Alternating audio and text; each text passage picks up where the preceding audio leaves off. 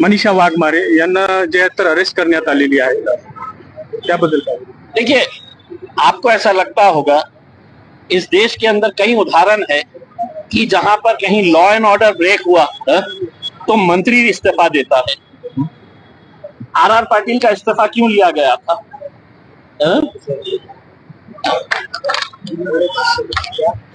AR Antule साहब क्यों resign करे थे? क्या सीमेंट वो बेच रहे थे? नहीं ना। आर पाटिल साहब ने क्यों रिजाइन किए थे? क्या उन्होंने उसमें शामिल थे? उसके अंदर नहीं थे शामिल थे। लेकिन अब आप कहेंगे कि हम एक कुलकर्णी को अरेस्ट कर लिए है और एक दूसरी वाघमारे बाई को हमने अरेस्ट कर लिए है, तो बात वहां पे रुकना नहीं चाहिए। रुकना वहां पर चाहिए जहां पर देश के एजुकेशन मिनिस्टर जो है उन्होंने अपनी नैतिक जिम्मेदारी समझते हुए उन्होंने इस्तीफा देना चाहिए।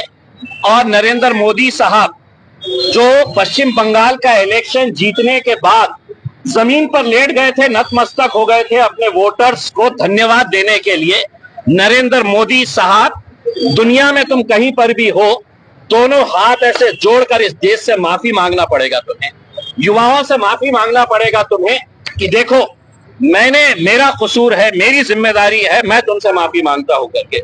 लेकिन हवाई जहाज में बैठे और बुर्र बोले तुम लोग अपना अपना देखो, मैं जा रहा हूं अरब मुसलमान से गले मिलने के लिए। मनोज जरांगे पाटलांनी बैठक घेतली आणि 30 मे पासून पुन्हा उपोषण सुरू करणार आहेत। काय आहे की मनोज जरांगे साहेब जे आहेत, आम्ही सुरुवातीपासून त्यांचं समर्थन केलेलं आहे, आजही करणार आहे। आणि त्यावेळी सुद्धा आम्ही त्यांना स्पष्टपणे सांगितलं होतं या भारतीय जनता पार्टी आणि त्यांच्या नेत्यांवर विश्वास ठेवू नका। पीठ में खंजर कैसा भोंका जाता है, ये अगर दुनिया में अगर किसी को सीखना है तो भारतीय जनता पार्टी से सीखना चाहिए। उस वक्त जरांगे पाटिल साहब को ऐसा लगा कि मतलब भाजपा के इतने बड़े नेता हमको आश्वासन दे रहे हैं, झूठ का पलीदा है।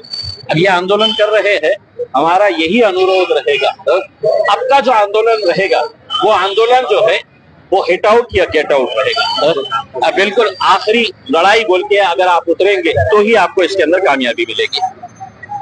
एक विषय होता 30 जूनपर्यंत कर्जमाफी करू असं मुख्यमंत्री म्हणाले। किसान वाट बघा, 1 तारखेला आम्ही उत्तर देऊ तुम्हाला याचे।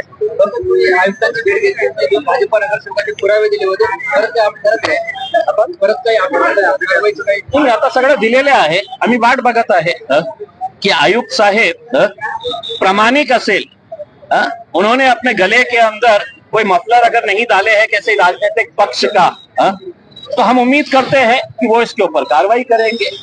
और हाईकोर्ट ने खुद ने इस मामले को गंभीरता से लेते हुए कल ये मैटर 18 तारीख के दिन रखा है और हाईकोर्ट ने खुद ने कहा था कि आई एम सरप्राइज, ये हाईकोर्ट के ऑब्जर्वेशन है कि I am surprise. Open court के अंदर उनका वकील कहता है, सरकारी वकील, कि हम 7 दिन का टाइम देंगे और 24 घंटे भी नहीं हुए, रातों रात जाग कर है तो ये कर दिए है। अब मैं उन अधिकारियों को ये कहना चाहता हूँ, कटघरे में तुम्हें रहना है, ना तो वो मंत्री आने वाला है तुम्हें बचाने के लिए, और वह ना नेता जिसकी गुलामगिरी करने के लिए, जिसकी चाटुगिरी करने के लिए, जिसको खुश करने के लिए तुम्हें तो बुलडोजर लेके पहुंचे थे। अब वो नेता नहीं आएगा, कोर्ट के अंदर तुम्हें ही घसीटा जाएगा और सवाल तुमसे ही किया जाएगा।